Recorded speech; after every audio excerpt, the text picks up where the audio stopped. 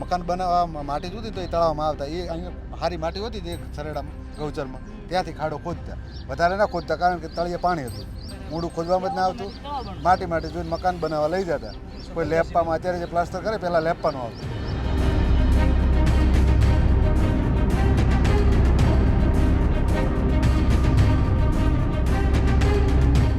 તળાવને મંજૂર ના કર્યું હોત ને અહીં કામ ના થયું ને ના ભરાય તો એના લીધે પાણીના સ્તર અને બંજર જમીન દિવસે દિવસે થતી હતી, પણ હવે અટકશે.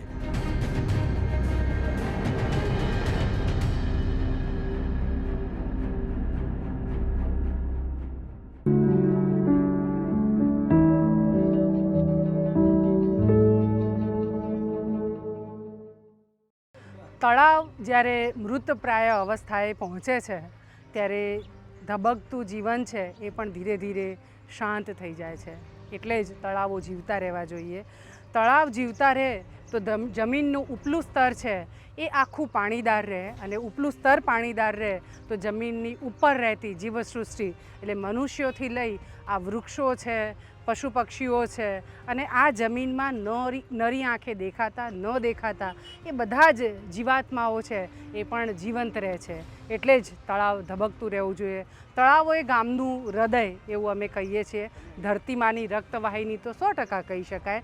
આવા તળાવોનો જીર્ણોદ્ધાર કરવાનો સંકલ્પ અમે 2014-15થી કર્યો, અને વર્ષો વર્ષ આ તળાવો ગળાવવાનું કાર્ય, જલમંદિરોને ઊંડા કરવાનું કાર્ય ચાલતું રહ્યું છે. 1000 તળાવ કરવાનો સંકલ્પ હમણાં થયો છે, અને ઈશ્વર પર પૂર્ણ શ્રદ્ધા છે કે સંકલ્પે પૂરો કરાવશે. કુડા ગામ છે બનાસકાંઠાનું, અને એનું આ તળાવ છે. સરકારની સુજલામ સુફલામ યોજના અને આદરણીય પ્રતુલભાઈ શ્રોફ આ બે અને એમની ભાગીદારીથી આ તળાવ ઊંડું થઈ રહ્યું છે. અહીંના ધારાસભ્ય છે દિયોદર લાખણીના આદરણીય કેશાજી ચૌહાણ, એકદમ સંવેદનશીલ અને જાગતલ ધારાસભ્ય. એવા જ જાગતલ અમારા પ્રતુલભાઈ પણ, અને એમના કારણે આ તળાવ થવાનું શક્ય બન્યું છે. કેશાજીએ તો પ્રકલ્પ પણ લીધો છે કે જ્યાં સુધી મારો વિસ્તાર પાણીદાર નહીં બને ત્યાં સુધી હું સન્માન નહીં સ્વીકારું. અમારા પ્રતુલભાઈ બનાસકાંઠાના વતની નથી, પણ એમને આ ધરા અને મૂળ તો પર્યાવરણ માટે ખૂબ પ્રેમ, એટલે વૃક્ષો વાવી ઉછેરવાનું ને જળસંચયના કાર્યો થાય એમાં ખૂબ મદદ કરે. કુડામાં અમે એમની મદદથી આખું સરસ મજાનું ગ્રામવન કર્યું છે. ગ્રામજનો પણ એટલા જ સક્રિય, એટલે મદદ પણ એમણે ઘણી કરી છે. એટલે 20 વીઘામાં સરસ મજાનું ગ્રામવન ઉછરી રહ્યું છે. ડૉક્ટર કે.આર. શ્રોફ ફાઉન્ડેશન અને પ્રતુલભાઈની મદદથી લગભગ 4.5-5 લાખ જેટલા વૃક્ષો VSSMએ કર્યા છે. એવી જ રીતે જલમંદિરોમાં પણ એમનો ઘણો મોટો સહયોગ છે. કુડામાં આ તળાવ થશે, આમ તો ડેમ જેવું તળાવ થવાનું છે. જે વિસ્તાર સદંતર છીછરો હતો એને ઊંડો વધારે કરવાનું કર્યું છે. વચ્ચે એક પાળી જેવું રહ્યું છે, એટલે એક બાજુ તળાવ દેખાય છે, એને આ બંને ભાગ મર્જ થઈ જશે ને આખું તળાવ ઘણું ઊંડું થશે.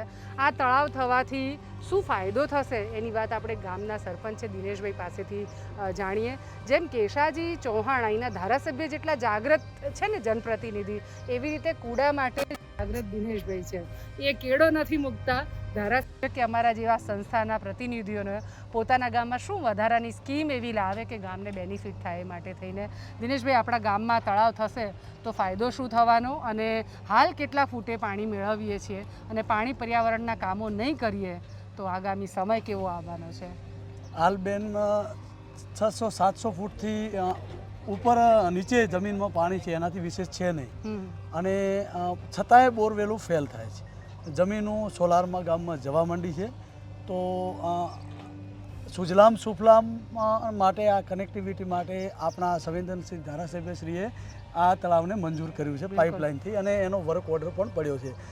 તો આપણી સંસ્થા VSSM સંસ્થા અને મિત્તલબેન અને એમના ફાઉન્ડર દ્વારા અમને આ સુજલામ સુફલામનું અમારું આ કુડા ગામનું લખમેરું તળાવ છે, આને તળાવને ઊંડું કરવાનું અને પહોળું કરવા માટેની મંજૂરી આપી, અને આ મંજૂરી આપવા પૂરતીની પણ કામ ચાલુ થઈ ગયું છે. આની આવનારા વર્ષો પછી અમને ખૂબ ગામ લોકોને ફાયદો થશે. ગામમાં પશુ પંખી પાણી પીવા માટે બાજુની અંદર ગ્રામવન છે અમારું, તો અહીં નર્મદાનું પાણી ભરાણા પછી ગ્રામવનમાં પણ ઉપયોગ થશે. અને ગામની અંદર આ બોર રિચાર્જ એક તળાવની અંદર કર્યો છે, તો વધારાનું પાણી બોર રિચાર્જ તરીકે થશે, તો જમીનના તળ છે એ ભરાશે. અને જો કદાચ આ તળાવને મંજૂર ના કર્યું હોત ને અહીં કામ ના થયું ને ના ભરાય તો એના લીધે પાણીના સ્તર અને બંજર જમીન દિવસે દિવસે થતી હતી, પણ હવે અટકશે. આપણા કુડામાં વસ્તી કેટલી? વસ્તી 6,000 અંદાજિત 6,000 એટલે આજુબાજુની છે. ખેડૂતો પણ ઘણા બધા લગભગ ખેતી આધારિત જ ખેડૂતો જ ખેતી છે અને અને પશુપાલન સાથે બંને સંકળાયેલા ઉપર. છે. પણ બોર કેટલા ચાલતા હશે ગામમાં? ગામમાં અંદાજિત 350 આજુબાજુ બોર છે. પણ અને પિયત જમીન કેવી હોય તો અંદાજે? બહુ એકરમાં છે પિયત જમીન, એટલે દરેક ખેડૂત કોઈ 100 વીઘો વાળા છે, કોઈ 2 વીઘો વાળા છે, બરાબર. નાના મોટા. પણ પાણીની બહુ સમસ્યા છે અને તળાવ ભરાવાથી અને તળાવ ઊંડું કરવાથી, એક તો તળાવ ઊંડું કરવાથી ચોમાસાનું પાણી અંદર રહેશે અને જેના લીધે જમીનના જે તળ છે દિવસે ને દિવસે ઊંડા જાય છે અને જમીન બંજર દિવસે દિવસે થાય છે, એ અટકશે. બરાબર. અને અમને જેમ અમારું આ ગ્રામવન બહુ સુંદર આપની સંસ્થા અને ગામ લોકોના સહયોગથી થયું છે, 10,000 વૃક્ષો આજે આમ હાથ ઊંચો કરીએ ને તો પણ આપણે ના દેખાઈએ એટલા સરસ વૃક્ષો થયા છે. તો અમને પૂરો વિશ્વાસ છે કે તળાવ પણ આ ઊંડું થયું છે અને હવે જરૂર અંદર પાણી ચોમાસાનું પણ રહેશે અને સુજલામ સુફલામનું નર્મદાના પાણીથી પણ આ તળાવ ભરાશે. તો આના માટે અમે મિત્તલબેનનો, અમારા લોકપ્રિય ધારાસભ્ય શ્રી કેસાજી ચૌહાણ સાહેબનો અને આ ફાઉન્ડરનો પ્રતુલભાઈનો અમે ખૂબ ખૂબ આભારી છીએ. હું આખા ગામ વતી એમનો બહુ આભારી છું. આશરે 9 ફૂટ ઊંડું હતું પાણી, એટલે આવા એવા આટલો ખાડો ખણતા એટલે વેરી ભરાત. ગાડું ભરીને પછી પાણી પી મારે દોડી ઢોકી દાતા કરી, બીજું ગાડું ભરવા એટલે પાણી પીવાનું, બકરો બોટાય નહીં, એના માટે મારે દોડ્યું બાઠોમાં.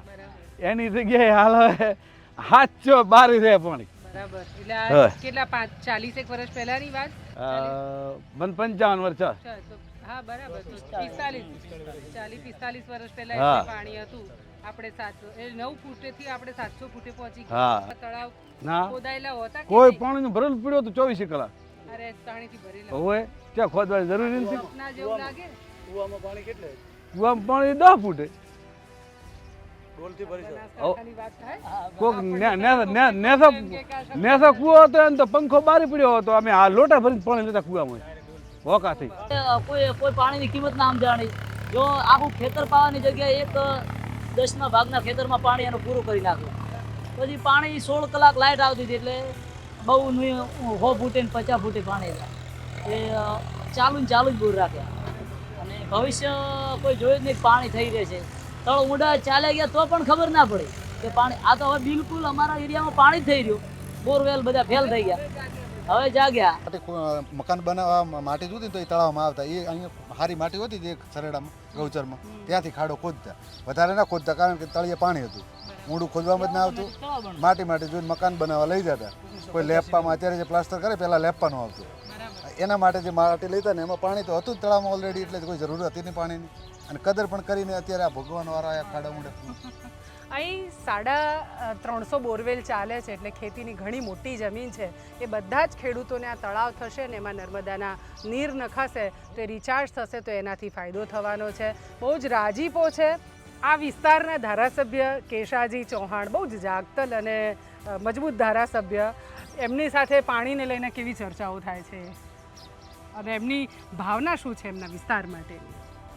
અહીંના આ વિસ્તારના ધારાસભ્ય એટલે કેશાજી ચૌહાણ ખરેખર બેન કહી શકાય કે વાતો તો ઘણી બધી જગ્યાએ થાય છે, પણ એક જાગૃત ધારાસભ્ય કે ગ્રાઉન્ડ લેવલની જે વાત કરે છે કે હું જીવતો હું અને મારા વિસ્તારની ભવિષ્યની પ્રજા એ પાણી માટે થઈને હોશિયાળી રહે, તો મને જીવવાનો કોઈ અધિકાર નથી, આપણા દિલમાં નથી પેદા થતું. અને જો એ દિલમાં પેદા થતું હોય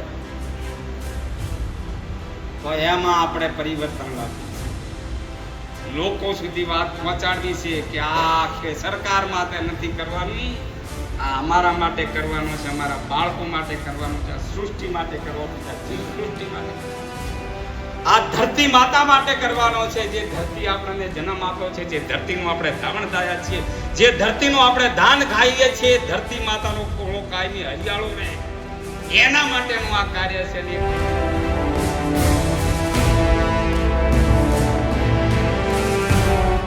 હમણાં જ વચમાં અમે બેઠા તો એમને એવી વાત કરી પાણીને લઈ કે ખરેખર આ પાણી નહીં હોય ને તો એકદમ ખરાબ, અત્યંત પરિસ્થિતિ ખરાબ થવાની છે.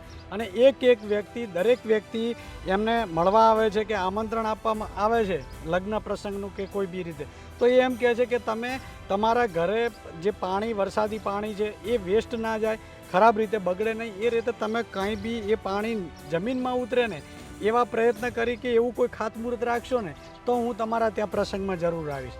બાકી મને બીજા આ પાણીના કામો છે ને એની અંદર મારો મોટા ભાગનો સમય મને એમાં આપવા દો, તો આ વિસ્તારની પરિસ્થિતિ ખરાબ ના થાય અને એ માટે હું વધારે કામ કરી શકું.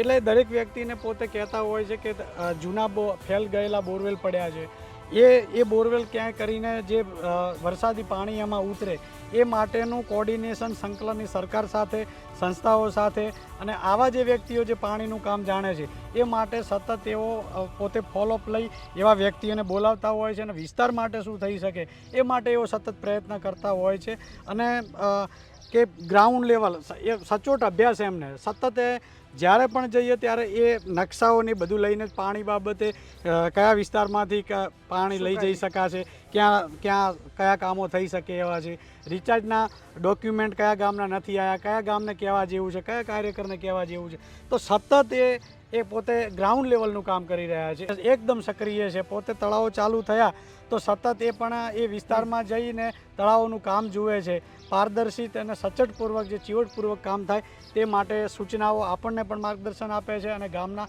લોકોને પણ, સંસ્થાને સપોર્ટ કરવો અને આ કામો થાય અને દેખરેખ રાખી સજાગ રહીને આ કામો જેમ બને તેમ વધારે કરાવે એ માટે જાગૃત છે.